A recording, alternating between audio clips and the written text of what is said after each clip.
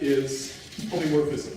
So this is really a chapter about programming more than a chapter about reasoning. The reasoning is pretty much the same, but the programming gets a little bit more sophisticated because rather than talking about just lists of numbers, we can now uniformly define lists of any type X of elements. So there's our type definition, and the thing that's happened is that it now has a parameter of type.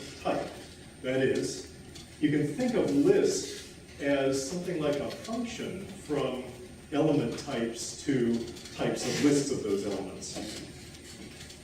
So the way to read the inductive definition is pretty much the same as before, except for this X thing.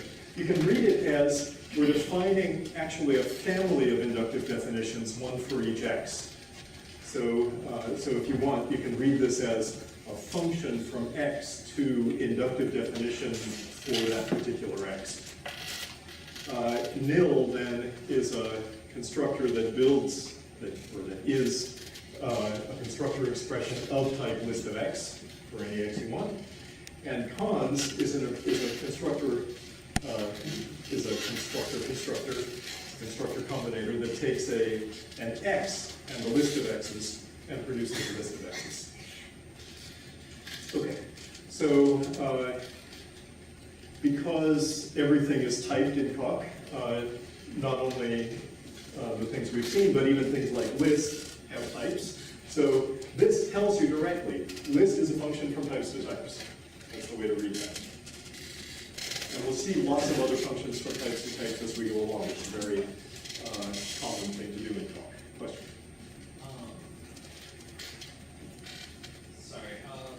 So what's the difference between having list is taking a type to being listed as a function of? It's two different ways of looking at the same thing. So you can think of list as a function from types to constructors, or you can think of it as a type with a generic bit.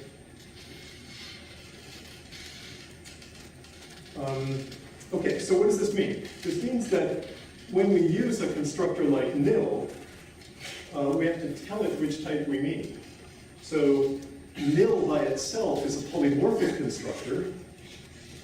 We'll come back to that in a second. Nil applied to a nat, nil applied to the type nat is a monomorphic constructor that is a list that is the empty list of type list of nat. Similarly, if we apply cons to say 3, we first have to apply it to nat. So in a sense, you don't quite see it in the definition up there, but the type X has become an implicit argument to each of the constructors. In order to use a constructor, we need to say which type we want the constructor at. And then we give the rest of the normal arguments to the constructor. So, to build a list containing just 3, we would say cons nat 3 nil nat. And that's of type list nat. Yes. So nat is of type or nat is of type, exactly. Is of type or set? That's a good question. I think it's of type. Checking and it's a set. The distinction between type and set would get us into deeper waters than we want to be in right now. Yeah, that would probably get it wrong. But it is of type set, Coq has told us. We'll talk about the distinction between type and set and prop in a little bit. Okay, so this does the trick, but it's a little clunky, so we should have some smoother syntax for writing down things like this. Before getting to the smoother syntax, though, let's just use it for a bit like this. So we've seen that nil nat is a list nat. What is nil? Its type is for all x, list of x. So what is this for all? It's a little bit like an arrow. In other words, it's saying that nil is a function that takes a type, call it x, and yields a list whose elements have type X, whose no elements have type X. Cons takes a type and an X and a list, takes a type X and an X and a list of X's and returns a list of X's. So why are we suddenly writing things down with Forall rather than arrow if it's really the same thing? The only difference is that with Forall, you get to give a name to the thing that you're talking about, to that argument, and use it in the remainder of the type. And that's important. If you look at the type of cons, we need to have a name for X, because when we pass X to cons, the next argument should be a value of type X. Right? So when we pass nat, we need to know that we expect a nat X. So the type of cons needs to be able to say that. It needs a name for X, and that's why we use Forall. We could use Forall, so arrow is just a lightweight notation for Forall when we don't care about giving a name to the thing. Okay, so really there are 3 Foralls there, but 2 of them are being printed as arrows because we don't need the names that they bind later in the type. The first one we do. Okay, so good, that's the way we define a polymorphic or generic inductive type. So there's no difference between pi and arrow? So there is no difference between pi and arrow in Coq, as in most determined type systems. Pi is a way that people sometimes write Forall. So there's no difference between Forall and arrow. Internally, everything is Forall, and then sometimes it can be printed in a lighter way. We can program with our polymorphic lists by writing functions that take type arguments. And type arguments are just arguments in the same sense as numbers or anything else. The only difference being that later arguments can have types that depend on those earlier argument values. So what this says is, repeat takes an argument x, and then it takes an argument little x whose type is big X, whatever we passed in the first argument. And then we can write repeat as before, remembering to pass x as necessary to specialize the constructors nil and once.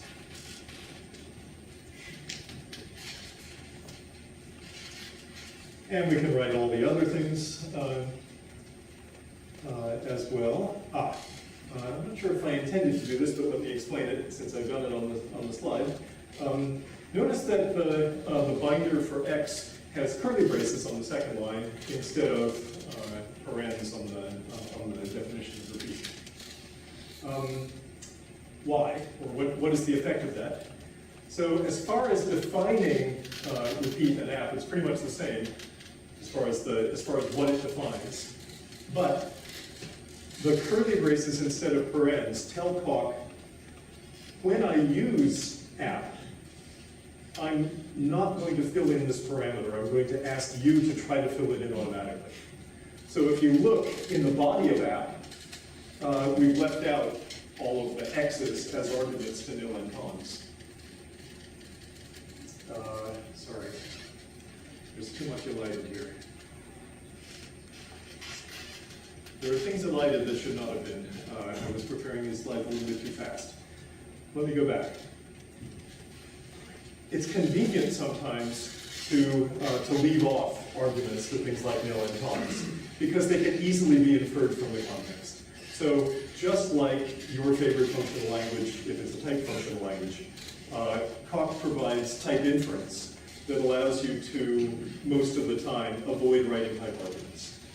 So as you see in the definition of app, most of the time when we're using polymorphism in Coq, it's going to be implicit, and the type arguments that are actually there are going to be filled in by some elaboration process that Coq's type checker is doing that we don't see most of the time. So when we write something like the top, This is making completely explicit all of the type arguments and applications. When we write something like this, it's making them implicit. So how do we get from one to the other? There are two ways. One is the bit that I elided a little bit too much of. After the definition of repeat, you can say to talk, please make these arguments implicit. So, or even after the definition of the list type, you can say, I would like these arguments to be implicit, always. Similarly, when we're defining a function, we can define a function like repeat, and then later on say, I would like these arguments of repeat to be filled in implicitly whenever I use repeat. You should just assume that it has one more type argument that I'm not writing. Or we can say it in the definition itself, and that's what I've done with app, by writing curly braces around the arguments that we want to be implicit.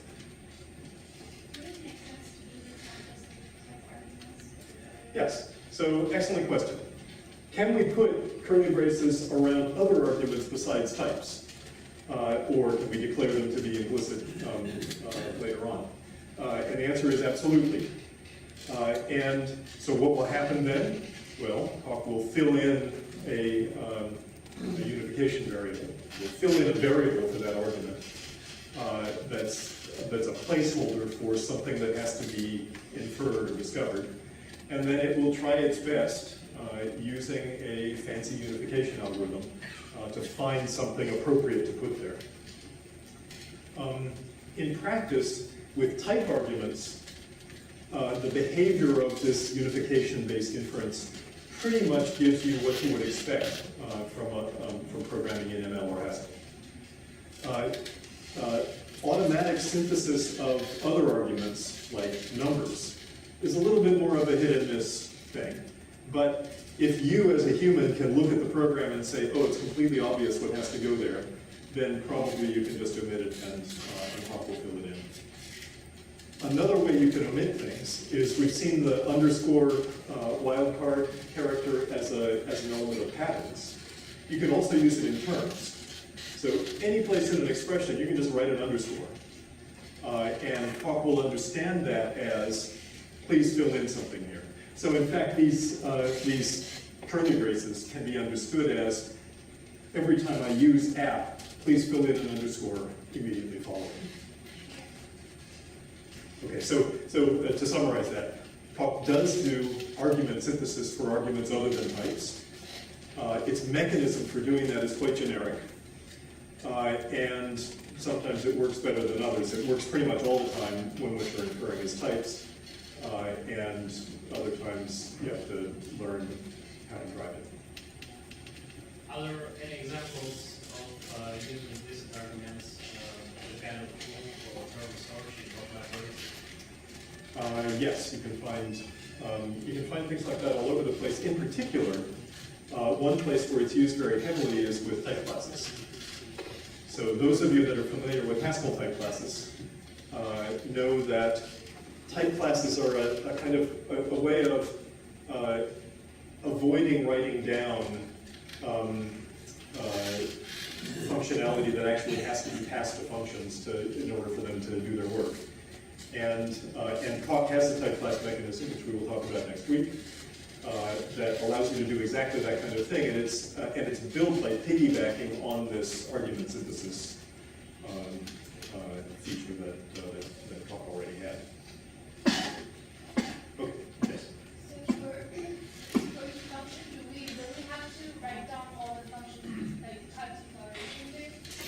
So, Because it seems like you can less confident for time. exactly. So just as arguments can be synthesized often, the types in the first line, the types in the bindings, can also often be synthesized.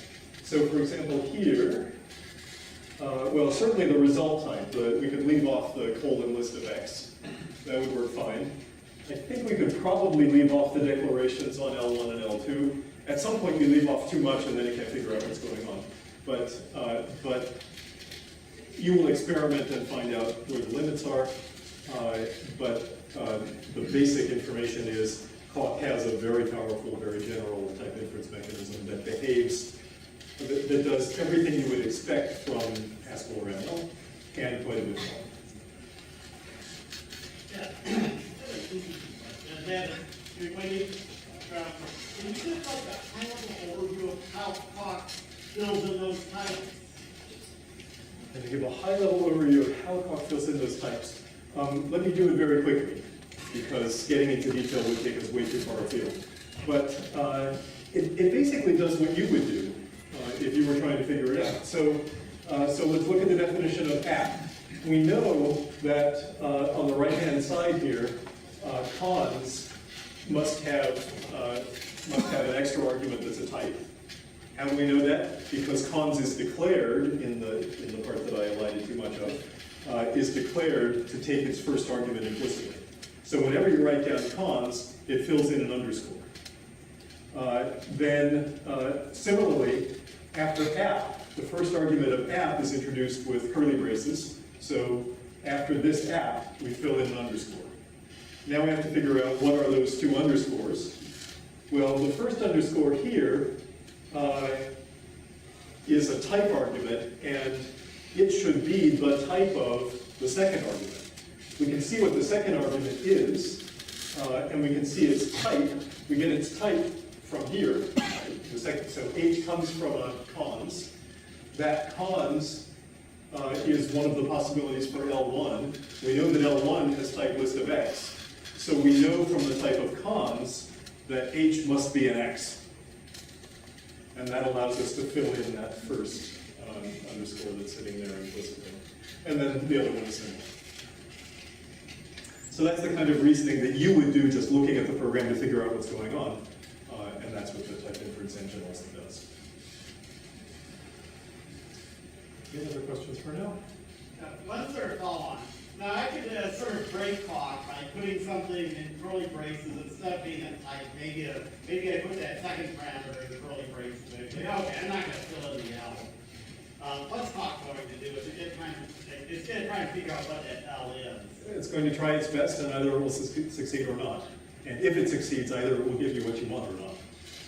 So using the argument synthesis mechanism for things other than types effectively is an advanced skill which I'm not going to try to teach you right now, but which you will develop as you experiment and as you look at other people's studies. Okay, so we can write now polymorphic versions of all of the list operations that we defined before. Here is one little technicality that is actually quite important in practice. So let me try to explain it carefully. I said that Coq is almost always good at filling in type arguments when they're left out. But there are situations where it can't. One typical example is nil. So when I've used nil in the previous examples, it's always been in a context where there was some type information around that determined what the type argument to nil had to be. But look at that definition at the top. There, I'm just defining essentially a synonym for nil. And I haven't declared a type for the definition. So what type should Coq think that it has? It doesn't know. So that definition will fail. And that's why I put the word fail in front of it. That's a signal to Coq that says, I expect this to fail, please don't, if I'm compiling this file, please don't stop the compilation and tell me, just print the error message and go on. So this definition will fail unless we supply some extra type information somehow. One way of doing that is by putting it on the definition, so that when we get to the right-hand side of the definition, there's some information coming from the environment that constrains what type we have to supply to nil so that nil applied to that type is a thing of the right type, namely a list nat. But there's another way to do it, which is we can explicitly apply nil to nat. In order to do that, we have to tell Coq, please don't automatically supply the underscore that you can't figure out. And we do that by prefixing nil with an @ sign. So at nil means the same thing as just plain nil, except don't fill in underscores that you might have filled in because some of the arguments to nil are implicit. Once we do that, like this, we can explicitly supply the argument that Coq was unable to figure out, and then we're good again. One more question. So for my nil, suppose I say definition my nil, left bracket, x, right bracket. So now there's sort of an implicit parameter in my nil, which is a type, but I don't specify that nil is of that type x that I passed in. Will Coq be able to match that x to the nil, or do you have? So that wouldn't work. Something similar that would work would be looking at the second definition of my nil. You could say my nil of x colon list of x. But that wouldn't define the same thing. That wouldn't be defining that would be defining exactly a synonym for the polymorphic nil. It would be defining a polymorphic synonym for polymorphic nil. What we wanted here, what I assumed for the sake of the example, we wanted was a synonym of nil specialized to that. And for that you need this other way. Okay.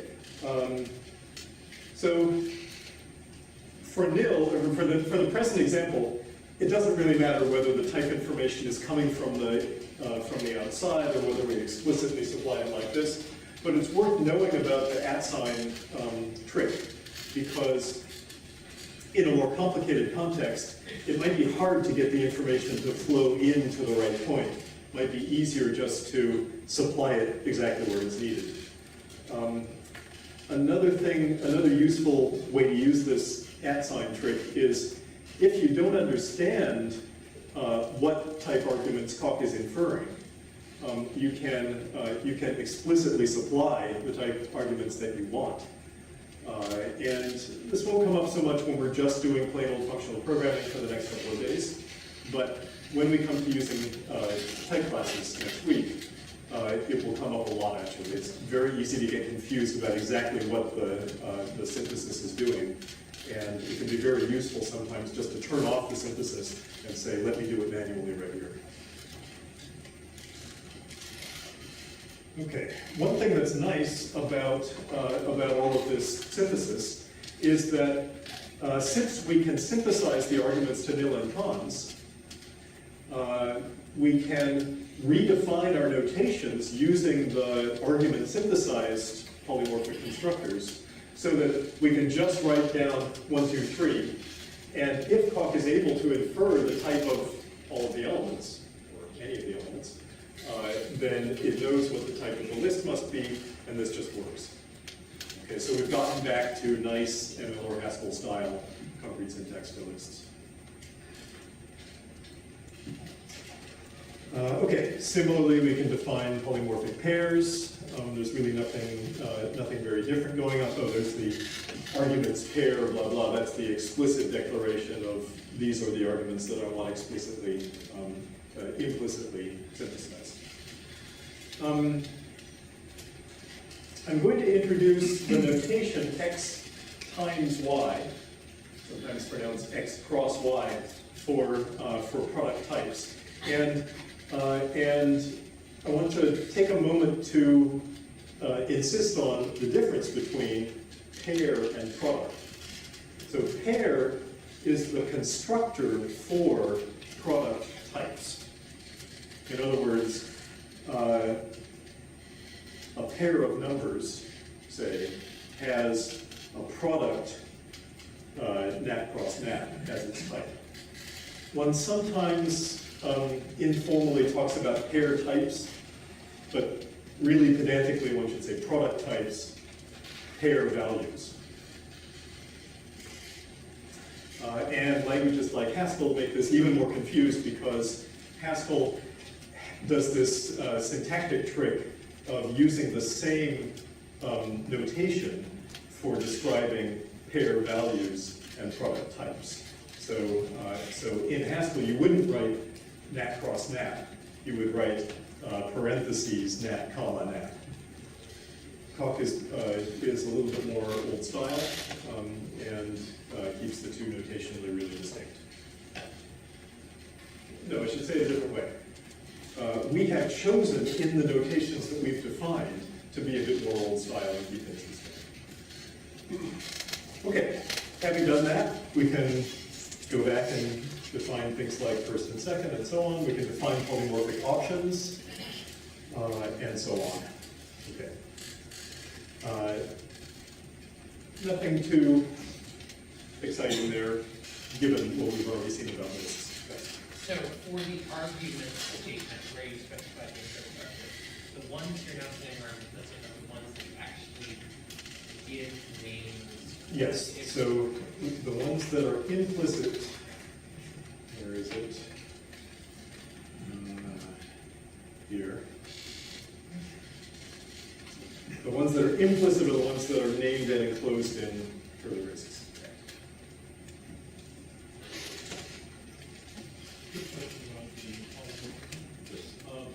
Just to be clear, if you get a list of numbers or you get a list of weekdays, you can't get a list of intermixed. Correct. So lists are although lists are polymorphic, any given list is monomorphic. That is, the elements of a particular list must be all numbers or all booleans or all weekdays or all lists of numbers or whatever it is. You can't mix and match. Of course, if you wanted a list of numbers and days, you could define another inductive type with two constructors, one for tagging numbers and one for tagging days, and then make a list of those. So you can have mixed lists, but each element of the mixed list will have a tag saying which of the possible things it is. Not automatically counted. So it's not automatically tagged in that sense. Yeah. And then once dependent types enter the picture, then things can be crazy, and you can have lists that have different things in different positions. But let's leave that for now. That's an advanced topic. Okay. The other thing in this chapter is the notion of functions as data. And once again, I'm going to skim over this really quickly because I think probably most of the people in the room are familiar with this from previous experience with functional programming languages. Galena is a functional programming language in the very same sense, and we can write functions that manipulate other functions in an extremely general way. So here is the familiar filter function. It takes implicitly a type X, then it takes a test mapping X's to bool, and then it takes a list of X's, and it returns you a list of just those elements from the original list for which the test succeeded. So this is functional programming in Galena. In Coq, as in other functional programming languages, we can construct function values on the fly. We don't need to have a definition and give it a name and all of that stuff. We can just inline write a function. So there is the syntax for it. So here we're applying filter to the function that, given a list L, checks whether L has length 1. And I'm very sorry about the typesetting there. The black one is a 1, and the purple one is an L. For sure. Okay, so that function, in fact, we can see from this test that applying filter with that function to this list on the longest line there yields just those elements of that list that are singleton lists. Okay, so we have filter, we have map, of course. So map takes a list of x's and a function from x to y and returns a list of y's. And this is the standard definition of map, and here's a standard instance of map. So here is the function that given x returns 3 plus x. And if we give if we give that and the list 202 to map, we get back the list 535.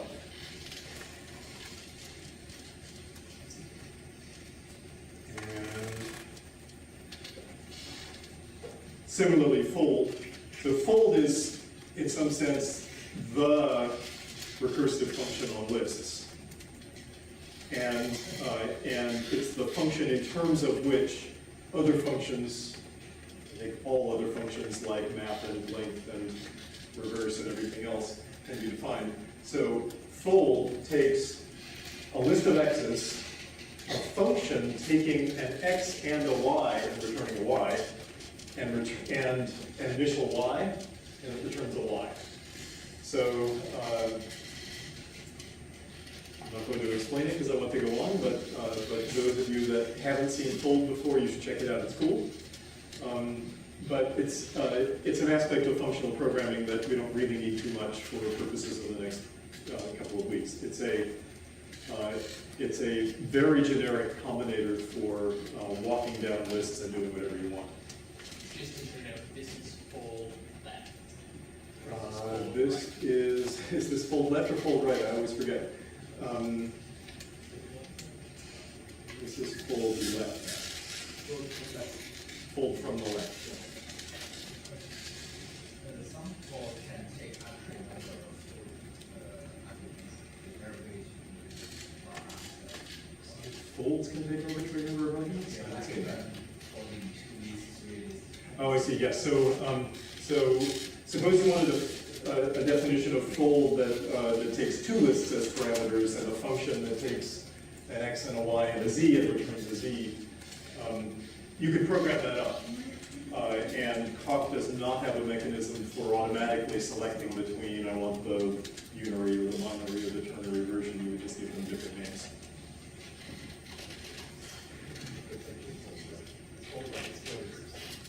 Ah, okay.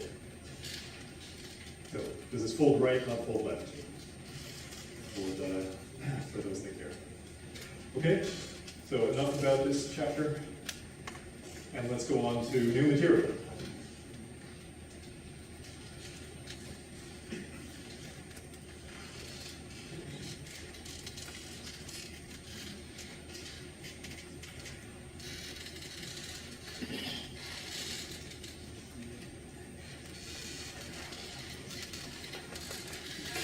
Okay, so now we start the chapter Tactics. And the purpose of this chapter is to introduce several more ways of getting work done in reasoning in Coq. And the first of them is called apply. So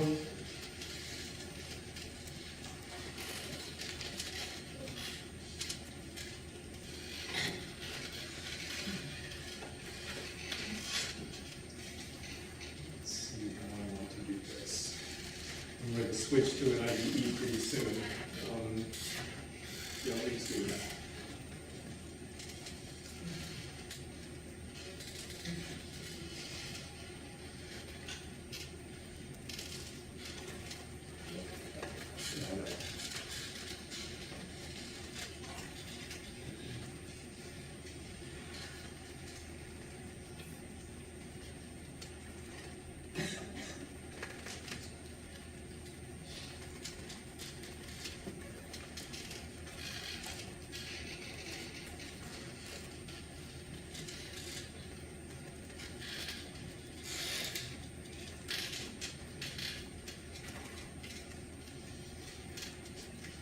Okay, is that big enough to read in the back?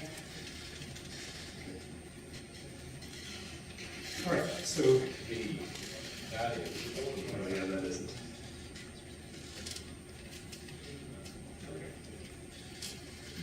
You may also want to respond to one. There isn't anything like that, but that would be. When there is one.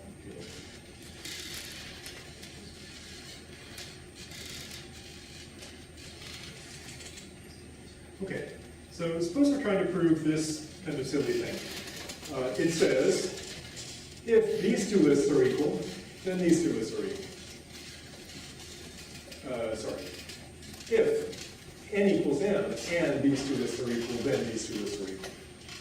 And you can see, if you stare at it a little bit, that knowing that n equals n means that we can rewrite in various places and get the goal to hold. But, right, so we do intros, we get these two equations. But actually, if we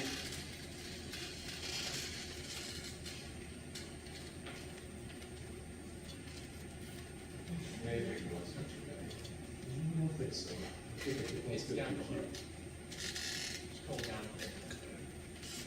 Yeah, so we need to rewrite using the first one first. Okay, and now, we could do rewrite if we want, and then reflexivity, but we can do it in one step instead. So the one step is, here's the goal, here's the hypothesis, which is the same thing as the goal. It's exactly the goal. So all we need to do is observe the clock. We already know this. And that's what apply does. So apply E2 is going to take us to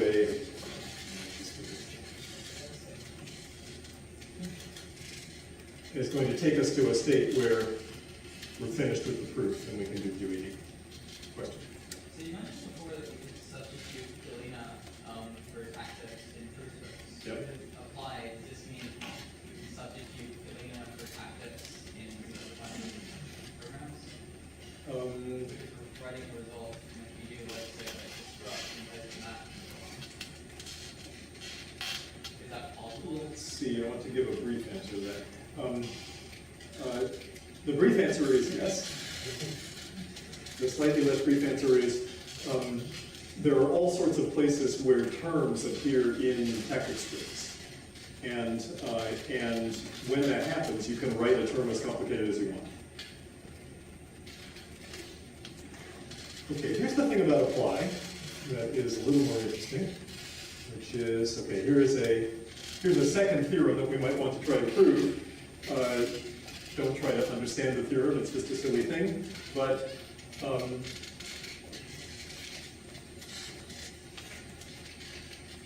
what's important is that this assumption says for all Q and R, if Q is equal to R, then some other equality holds. And if you look at this equality, you can see that if we substitute N for Q and M for R, I think, then we'll get what we need. In other words, modular renaming, we could do the same thing as last time. And the point is that we can still use apply. Let me show you how that looks. So we do the intros, and now we're going to do apply EQ2. EQ2 begins with a for all, and then what's after the for all is a conditional thing whose conclusion matches the goal. So when I say apply EQ2, what's going to happen? It's going to say, does the conclusion match the thing that I'm looking for modulo variables in the conclusion, in this? If it does, then instantiate those variables appropriately and give me the corresponding new goal. So when I apply EQ2, what's left is the hypothesis of EQ2, which was Q equals R. Okay, sorry, I did two things at once.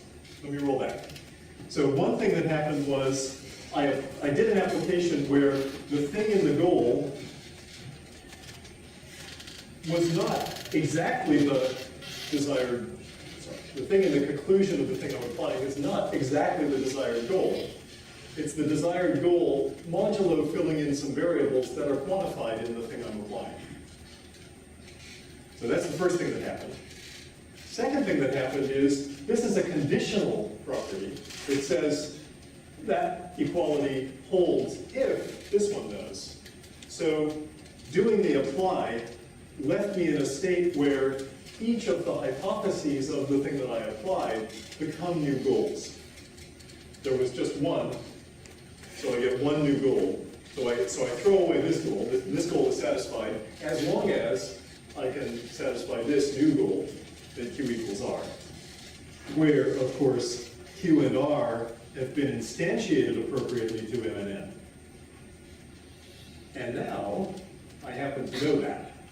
So I can do another apply, the simple kind, and get to a all goals finished state.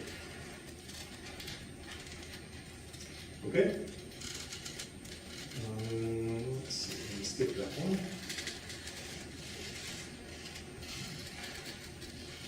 And go down here. Nope. Is that a better way or a worse way? I think that's a worse way. Let's see if I can convince it what we're talking about.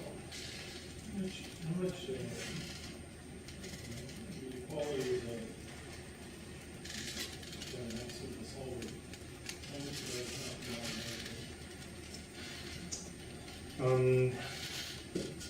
No, let's see. What's happening automatically is unification. So it is laying the conclusion on top of the goal. Sorry, to be very precise, it's replacing the for all quantified variables in the fact that we're applying with unification variables, with variables that we're going to try to instantiate. Then it's laying that template on top of the goal. That results in instantiating the unification variables and assigning them values. We instantiate the hypotheses of the thing we were applying in the same way, and then those become new goals.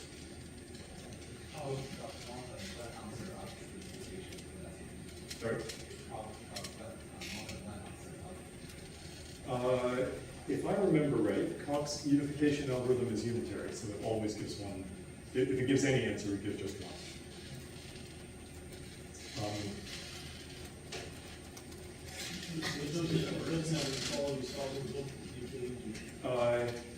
There are various solvers that can be applied by tactics, but we're not using any of them right now.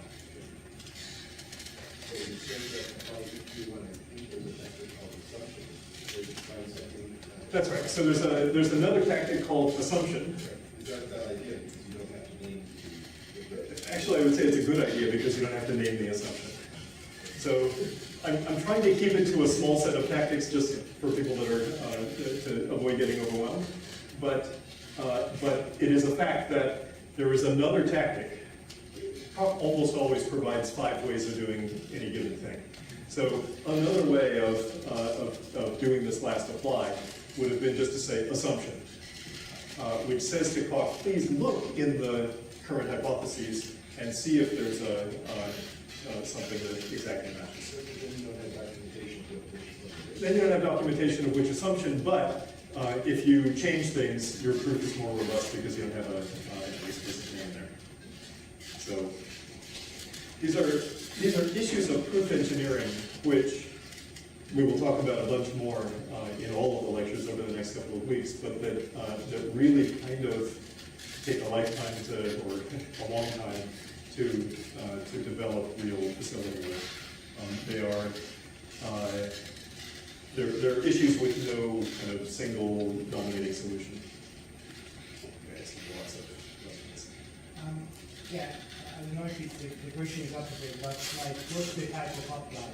In general, how do we? Yeah, so what's the type of apply? It doesn't really have one. I said everything in talk is typed. It's not quite true. The tactic language is not typed. And how do we figure out when we can use some tactic or not? Try it and see. The process of figuring out which tactics to use is interactive. That's right. So try it and see if. So sometimes it will give you an error. Sometimes it will work, but nothing will happen. Sometimes it will seem to work, but the wrong thing will happen.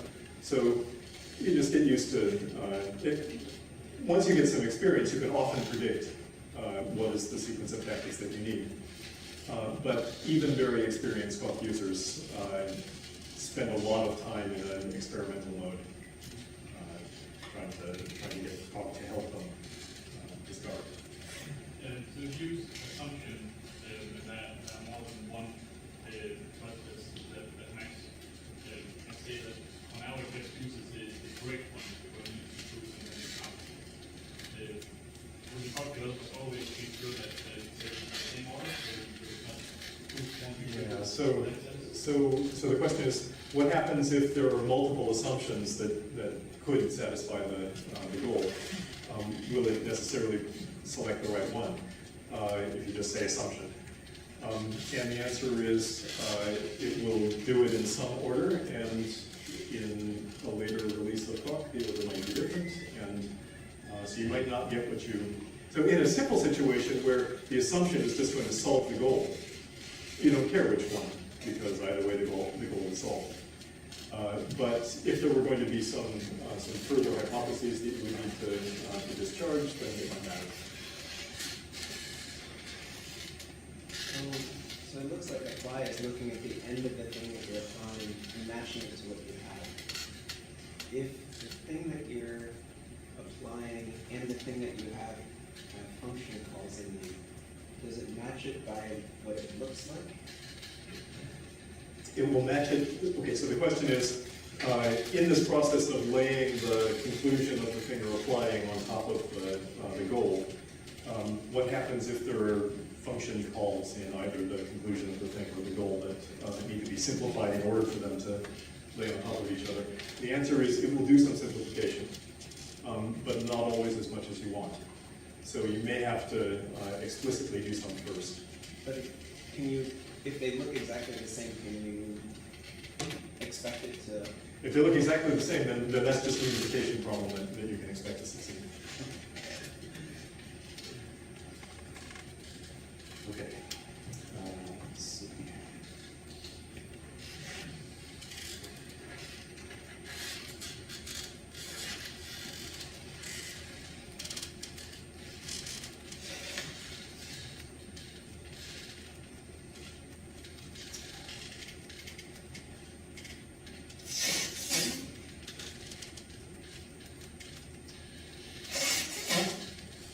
Sorry, let me just get this.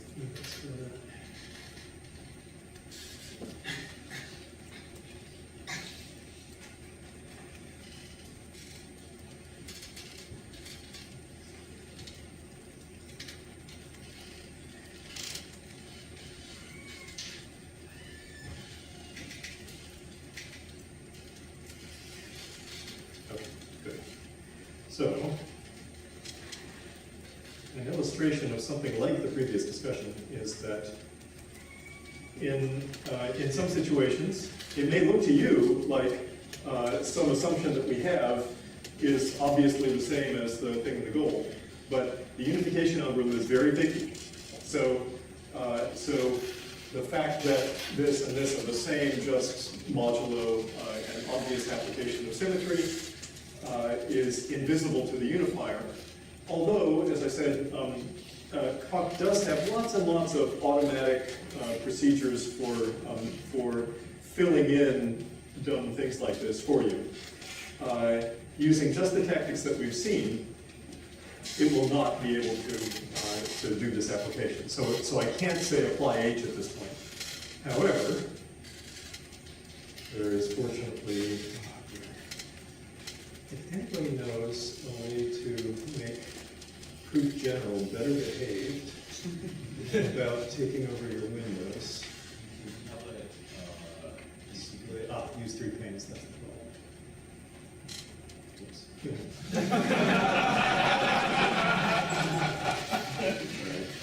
No comment.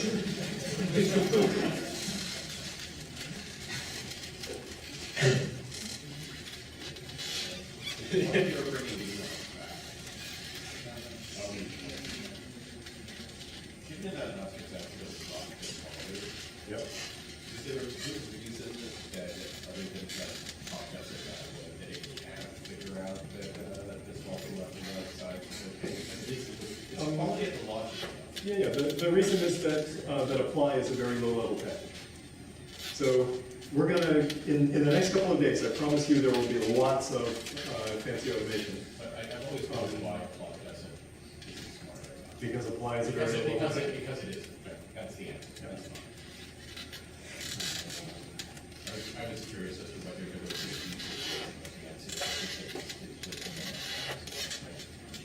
They're just it. Okay, where were we? You were about to try to come to a general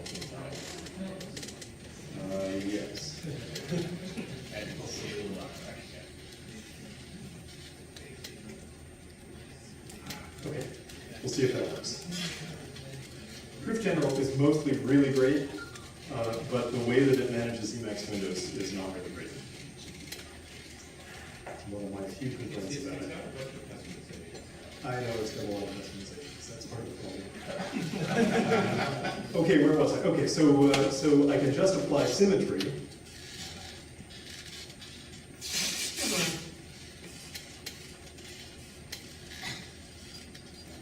I can just apply symmetry to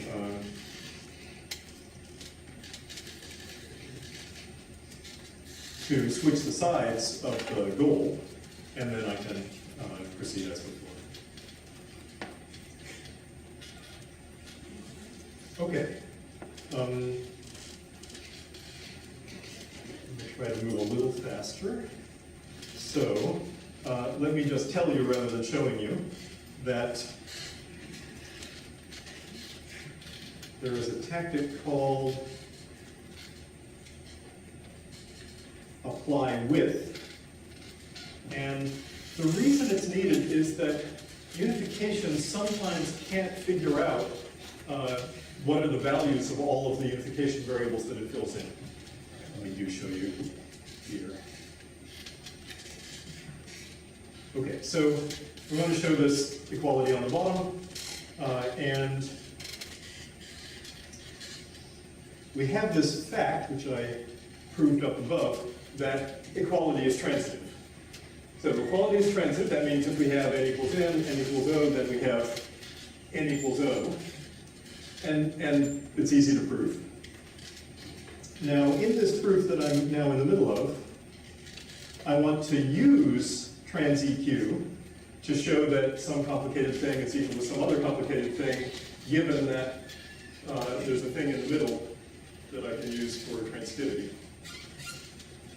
The problem is, if I try to do apply trans-EQ, it's not going to work. And let me show you that it doesn't.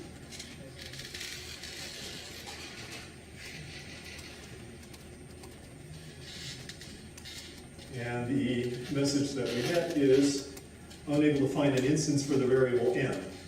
What variable n? This one. The variable m in the definition of trans-EQ. So here's what happened. We tried to apply trans-EQ. We took the conclusion of trans-EQ, which is n equals o, and we laid it over the, we filled in some unification variables for n, m, and o. We laid it on top of the goal that we were trying to prove, which was AB equals df. So that instantiated the unification variables n and o, but not m. Right? So doing that unification did not lead to finding a value for what the middle thing must be. So it failed. To make it succeed, there are a few different ways. The most kind of manual way is to tell it what value for n. And we do that by saying apply trans-EQ with n equals this term. And that will work. And it will generate the appropriate two subgoals as before, and then we can discharge those using apply as well. Yes. Because transect is also a function, we could directly do underscore underscore and then. Yes. So because transect is also a function, we could say apply transect, and then give it some arguments right there. It's a little bit awkward because the argument that we want to fill in is the, I guess, third argument, because there's an implicit type argument. But we could use underscores to help with that, because underscores, remember, basically turn into unification variables, which is the same thing that the foralls are turning into. So yes, we could do that also.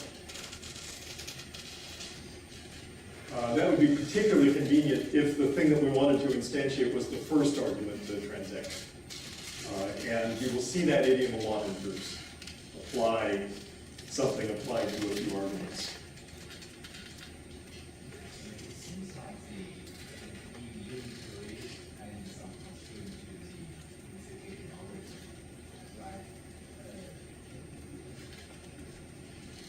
highly possible to just get answer results in So I think here, any unification algorithm just doesn't have enough information. I give a set of constraints. It might give a set of constraints. Actually, we're going to come back later to other things you can do that are more convenient, but a little fancier. All right, since we're talking about it, I'll show you.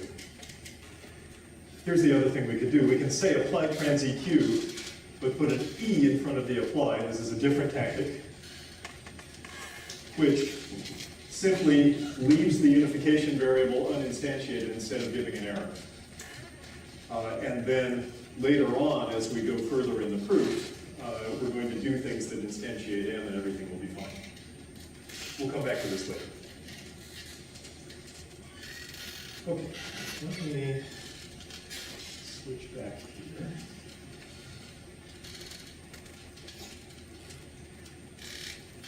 Inversion. Yes, you want to talk about that. Okay. Here's another useful tactic.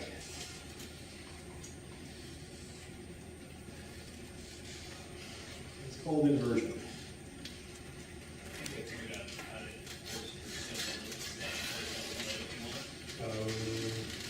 If it's fast, tell me now, otherwise tell me later. Top menu, window mode layout. Yeah. Vertical. Vertical versus Oh, vertical, sorry. Wait, vertical? Do you want horizontal or vertical? Oh, you're right. I want this. Thank you. You made my life so much better. That's great. Okay. Good. We talked a few minutes ago about how inductive definitions, in their nature, imply that the constructors are injective. That is, if we know that S of n equals S of m, that can only be because n equals m. Because intuitively, S is just a kind of a token that we write down in front of some other constructor expression. So the only way that a constructor expression beginning with S could be equal to another one beginning with S is if the thing that the S's are applied to are the same as well. Okay, so constructors are injective is one fact about constructors. The other fact about constructors that's useful is that O is not equal to S of n no matter what n is. So the constructors are disjoint and injective. And we often need those, we need to make use of those reasoning principles. We need to make use of those facts in doing reasoning. And there's a tactic called inversion that helps us do that. So, here is a stupid little theorem called S injective.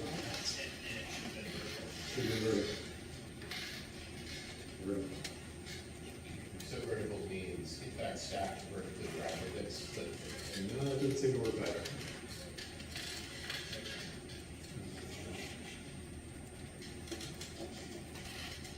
Let's not worry about it. Maybe hit that's one area. I did.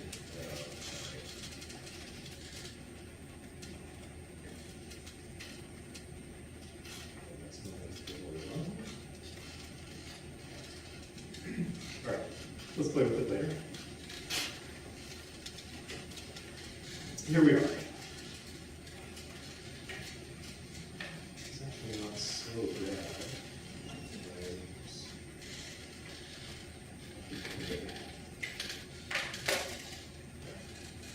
Okay. So we're in a situation where we want to know n is equal to m. We know S of n equals S of m.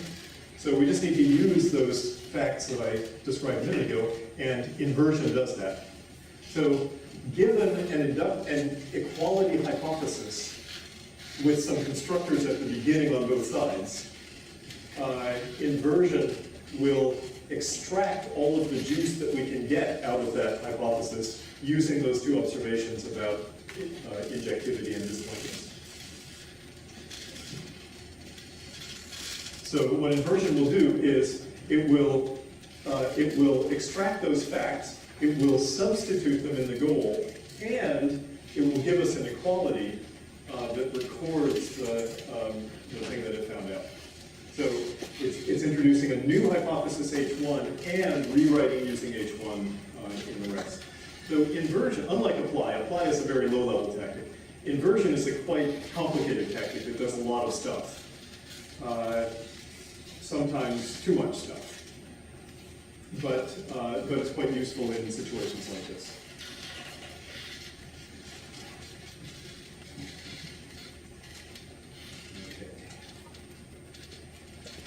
Inversion sometimes gets you a lot of juice. For example, here we have an equality between two lists. And if we do inversion on that equality, it's going to actually walk down the list. As long as it's seeing constructors at the front, it's going to keep extracting equalities for us. So we'll actually get two hypotheses out of this inversion. Now, what names does inversion choose for the things that it introduces? I don't know. It makes some crazy choice depending on exactly how the internals are implemented. You can control that choice if you want by using as in basically the way that we've seen before. So you can add an as clause to the inversion that will give names to the things that it's introducing in the context. Okay. Here's a different way that we can use inversion. So suppose we're trying to show that if n equals 0 returns, so if testing whether n equals 0 returns true, then n equals 0. Seems like we ought to be able to prove that. That's making a connection between the Boolean test for numeric equality and the logical proposition of equality. So we should be able to prove that. Let's try. We're going to need some reasoning by cases because that's the only way you can do it.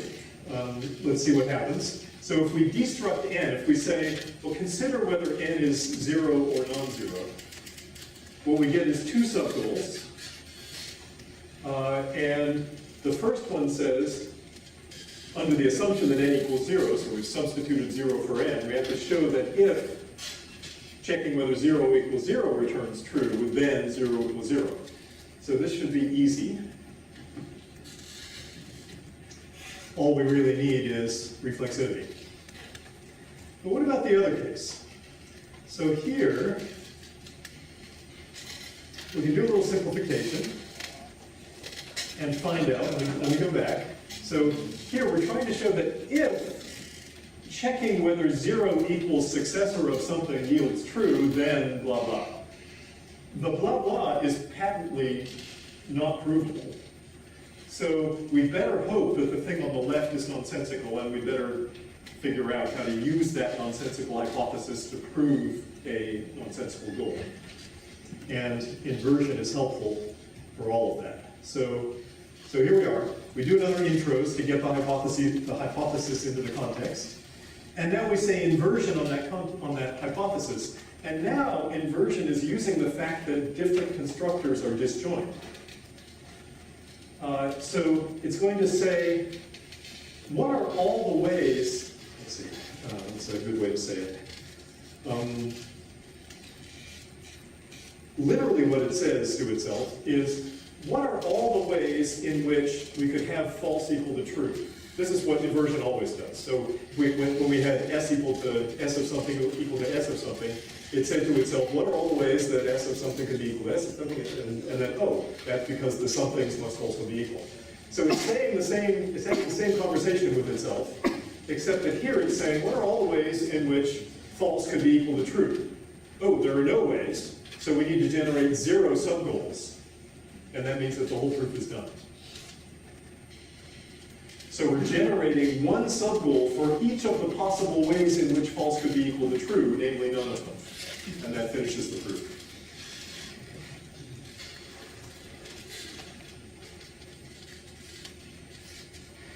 Okay, so this so-called principle of explosion is often very useful. In fact, it's one of the most common things to need because when you do a case analysis, as we did a minute ago, typically some of the cases will make sense, and some of the cases will just be nonsensical and like, although we're doing a case analysis here, that case can't actually happen. And the reasoning that says that case can't actually happen is often noticing that, that we have an equality between two different constructors now, and using inversion, yes. Is there any way to trace this? To trace Because a lot of... what inversion is doing? Yeah, because whenever I try to use inversion, it's like magic. Inversion is rather magic. And so I have no idea why the inversion said this is true. And so is there any way to actually look into Cox's guts and see what Cox is up to? Well, I mean, the implementation is, the source is available, so you can read the code that does that. You probably wouldn't want to. Or you can think of it in terms of kind of iterated unification. But there's nothing that you can just say turn tracing on. It's like, well, I tried this, that didn't work, and then I tried that. This is one of the I things. don't actually know in the case of inversion. Yeah. Is there a way of making an inversion skip the rewriting bar? Because I'm No, okay, inversion just does its whole big thing. Yeah, because I'm okay with it adding hypotheses to the context, but Yeah. when it starts rewriting, it gets frustrating. Inversion does a whole big thing. And yes, you often just want the pieces of that, and there are tactics that give you just the pieces. I think answering the last question, Yeah. I don't think there actually is anything that practically lets you do that, and this is several other things like the fact that there's also nothing that when a tactic almost succeeds but fails, and it doesn't tell you what the gap was so you could fill it in. There are a number of UI problems in function. In the specific case of inversion, let me assure you that if you use it for a while, you'll be able to predict what it does. It's not that complicated. But having said that, I have asked Coq experts for a concise specification for what it does, and you always get a long answer that you can't understand. So, kind of going, that was a great introduction to my question, because I'm going to ask about what inversion does, which is that how the notes on the book made it sound like inversion finds necessary condition, things that the hypothesis implies, whereas in your words, you made it sound like it finds any sufficient. No, it finds necessary things. It looks at the equality and asks itself what must have been true in order for this equality to hold, and then it keeps iterating that process. So in fact, another way of phrasing that is it in fact finds things that the hypothesis itself implies. Yes. It finds things that follow from the hypothesis. Which, so when the hypothesis is itself false, which we just had, it could in principle list everything. Yeah, but the listing process is not really, is not enumerating them. It's generating appropriate subgoals. Okay. Which I think in the case of inversion will always be either 1 or 0.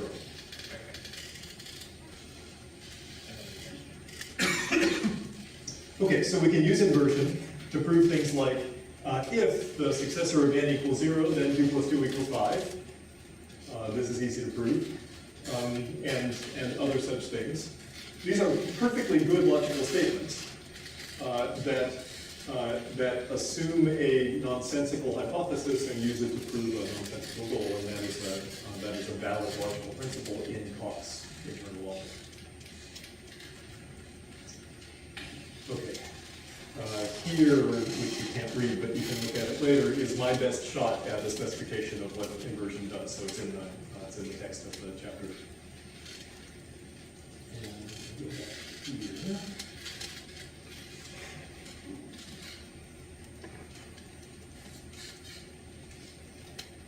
Okay, let me describe a few more things, and then it will be lunchtime and homework time. Many of the tactics that we've seen have a variant that allows them to be applied not on the conclusion, but on one of the, not on the goal, not on the thing below the line, but on one of the hypotheses in the context. For example, if you want to simplify a hypothesis, you can say simple in and give the name of the hypothesis. Or you can rewrite one hypothesis in another. Or you can apply one hypothesis in another. These are all valid ways of reasoning. One thing about applying one hypothesis in another allows me to make a point about reasoning style in Coq. So most of the time in Coq, we're reasoning backwards. We say, here is the goal that we're trying to reach, and now I apply a tactic that simplifies the goal a little bit and tells me some sub-goals, which, if I can establish them, will prove will establish the truth of the goal. And then I work on those and try to get them back to axioms. It's also possible in Coq, and sometimes it's convenient, to work in a forward manner, where we say I have a hypothesis that tells me something I know, and that hypothesis can be unified with the premise of some conditional fact that I know to get more facts. So I would implement that reasoning by saying apply the conditional fact to the hypothesis that I know. So apply in is essentially a way of doing forward reasoning in hypotheses rather than backward reasoning in a goal. Which way is better? One is good in some situations and one is good in others. There isn't really a canonical answer to that. I would say that the backward style is more common in Coq developments, but both are perfectly valid. Okay.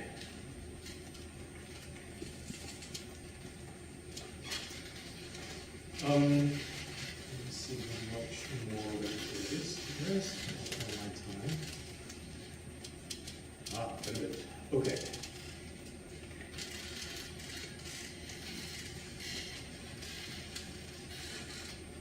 Give me 1 second to scan through the next few minutes and see where I want to spend time.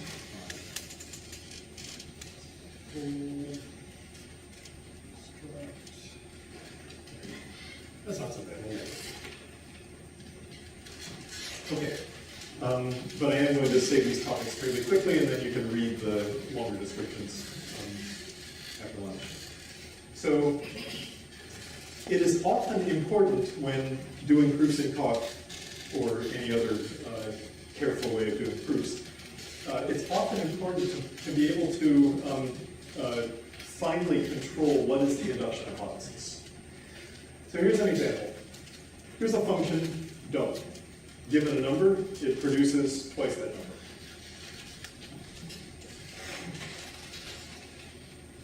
Here is a fact about double. It says if double n equals double m, then n equals m. So double is an injective function. And here is a failed proof of that.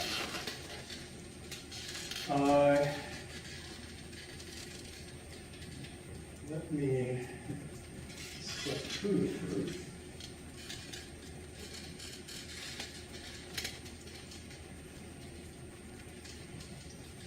Okay, so I'm trying to prove this. I do some intros. Now I'm going to prove it by induction, of course. Okay, so now I have to show that if double zero plus double n, and n is 0, that's fine. That takes a little bit of reasoning by cases on n, but I can do it. Now, what about the induction step? Okay, once again, I need to reason by cases on n. in this case, I can get what I need, but in this case, I want to get to this point. So here, I want to show that successor of n prime equals successor of n prime. So I'm somewhere deep in the induction step, and I'm given two hypotheses.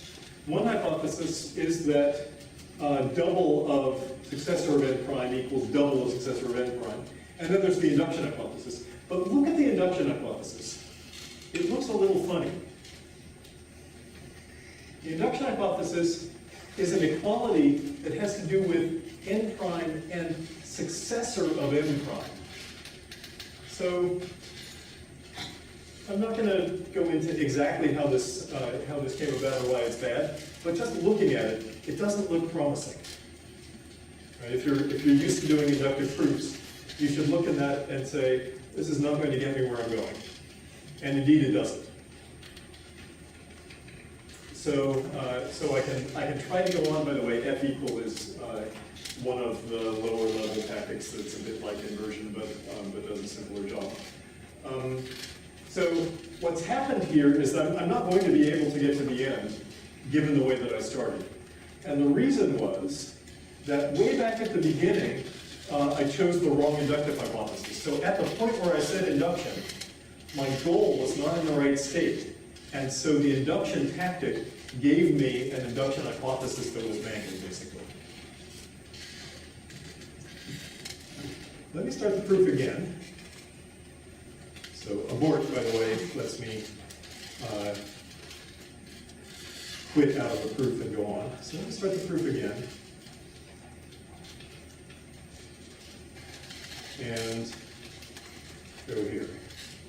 Actually, let me not do that. Let me go back to the bad case. So what did we do at the beginning of this proof? We did intros NM, which put N and M in the context, and now I did induction on N. So look at the form of the statement that I'm proving by induction.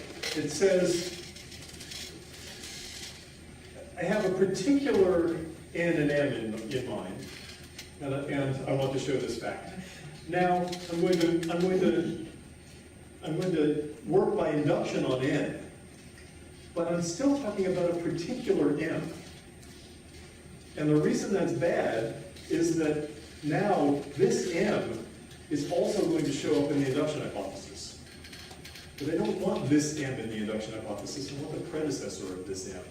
In other words, I really want to kind of case analyze N and M in parallel in the proof. The way it needs to work is I need to do induction on one and case analyze the other. But I don't want M to be constant in the induction hypothesis. I want it to be something that I can play with. So here is where, right at this step, is where the induction hypothesis got mangled. I didn't find it out till later because there was some work I had to do to get to the point where I needed it.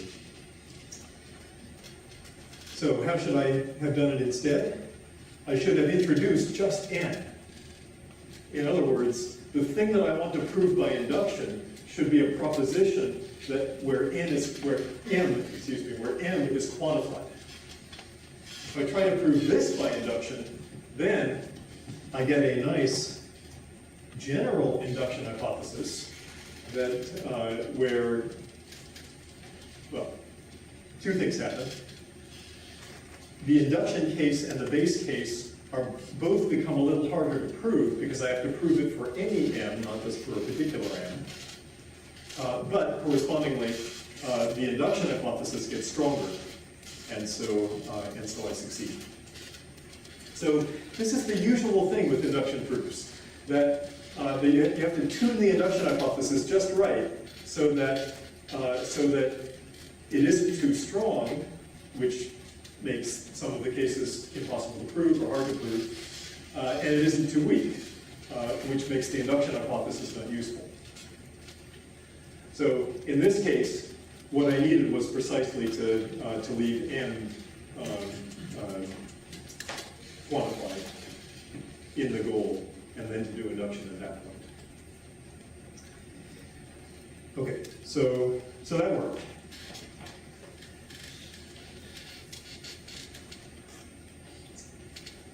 But here's another problem. I said I wanted to, I'm proving this thing that's kind of symmetric in N and M. So I should be able to do induction on either one of them. So what if I wanted to do induction on N for some reason? Well, now I need to introduce N and M, put them in the context, and then I can do induction on N.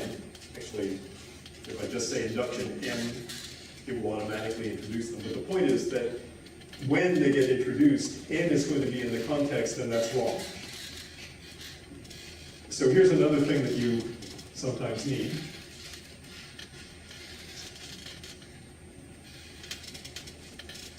So here we've introduced both N and M in the context. And now I say generalized dependent N. And what that does is it takes N out of the context and puts it back in the goal as a quantifier. Okay? So we have two tricks. One is don't introduce things that you don't want to be constants in your induction hypothesis. And second trick is, if you can't avoid introducing them because the thing that you want to do induction on is after them, then go ahead and introduce them, but then use generalized dependent to get them out of the context and back in the goal before doing induction. Couldn't you just say intros M? You couldn't just say intros M, because what that would do is introduce the first thing and name it M. But you would still have the second. The name that you give with intros is your choice, and it's just going to rename the goal as necessary. Okay, so that was that. Good. Just a couple more things, and then we'll be finished with this chapter. Sometimes the presence of a definition can prevent simplification. So let me show you an example of that. So suppose we define square n to be n times n, and now we want to show that square of n times m equals square of n times square of n. This is a simple little algebraic property.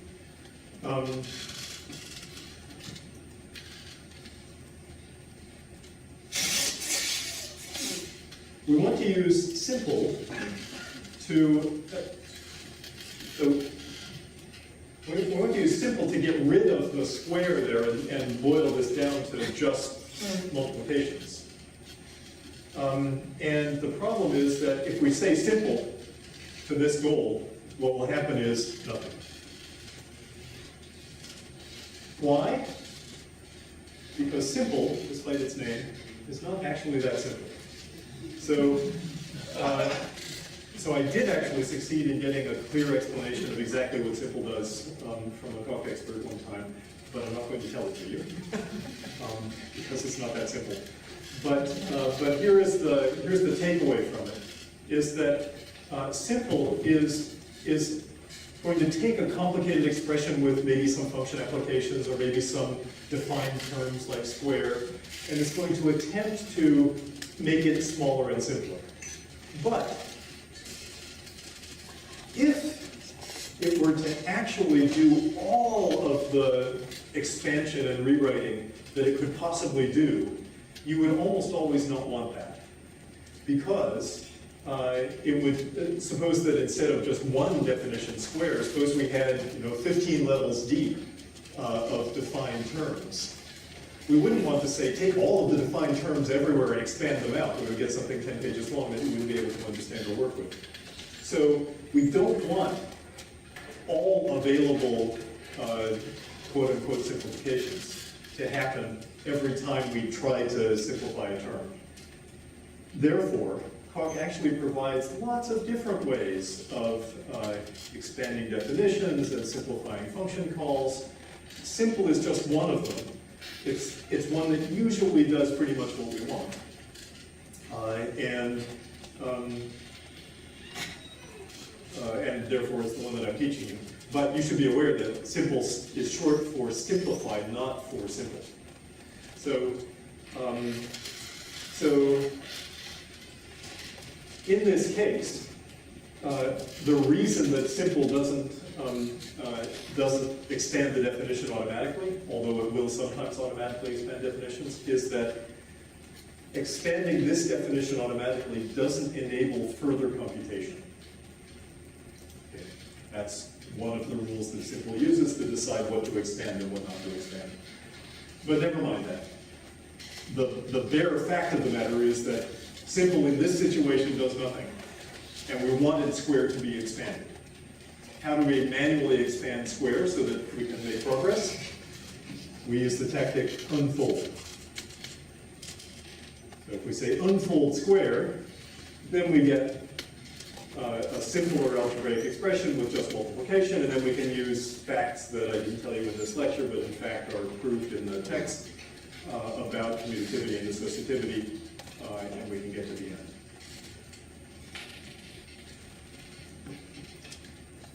Okay, so that is unfolding definitions.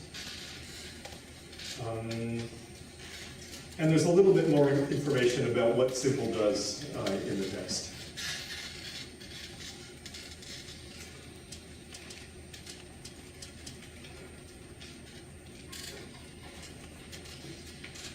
Okay, one more thing, and then lunch. We've seen Destruct applied to variables, like a number that's found in the context.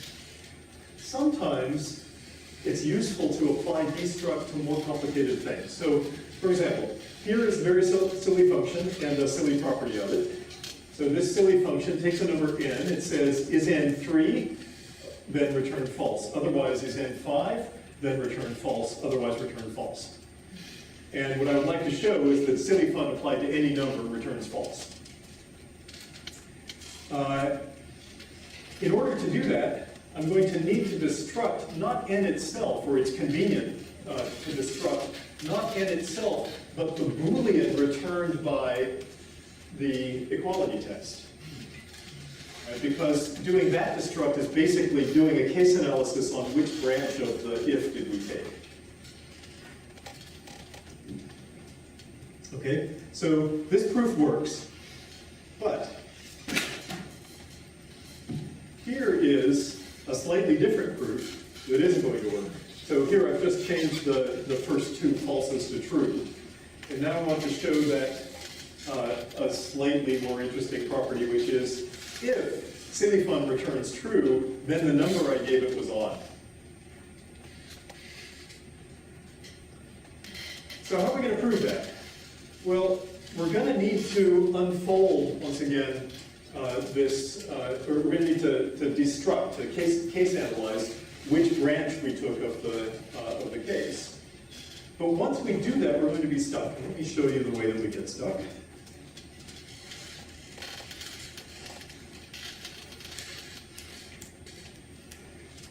So here we are, we do some intros, and now we unfold silly fun. There we go. And now we're going to destruct this, the guard at the first if.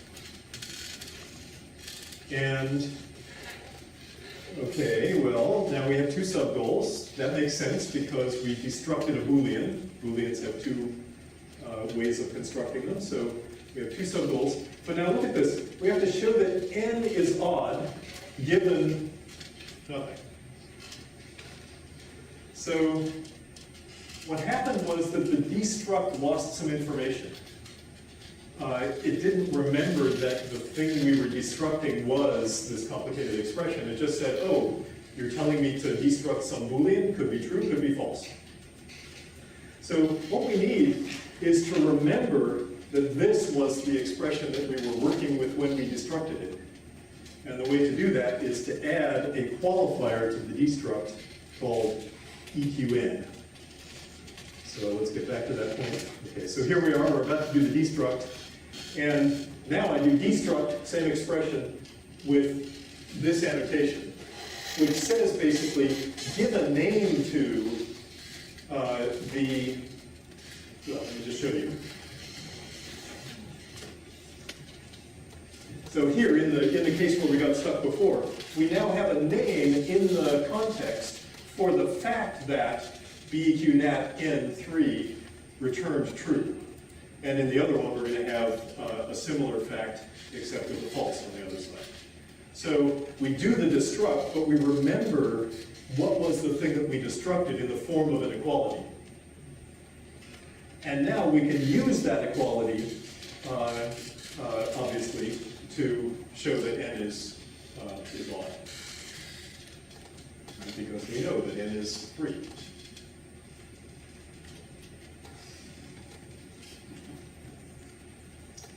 All right. Now, at this point, those of you that have been doing some exercises already may have noticed that you can get quite a long distance in talk without really understanding anything about what you're doing. And I will be honest with you, even expert talk users often fall into that mode where they're just, oh, I have a goal and maybe I can apply this, and this seems to unify. And my recommendation to you is don't try to stop yourself from doing it, it's impossible. But if you've been going along for 4 or 5 minutes and you don't seem to be making progress, set the laptop aside, get a piece of paper, and actually engage your brain and try to figure out why the thing that you're trying to prove should be true. Or, have a look at the laptop at the goal state and see whether from the hypotheses that you have, it seems like the goal actually follows. Often you will find that it doesn't, that you've gotten yourself into a mangled state and you're just not going to be able to get to the conclusion. Or maybe you're not in a mangled state, but the forking paths are too many. There are too many possibilities for things you can do next. And you just can't guess it by accident. You have to actually think. So this is my personal style and the style that I observe other people doing, which is you can kind of keep your brain on half power and just apply tactics for a while, but do kind of keep a process going in the background, saying, it's been 4 minutes now since we made any progress. It's time to think. And activate that every once in a while. Okay, it is lunchtime.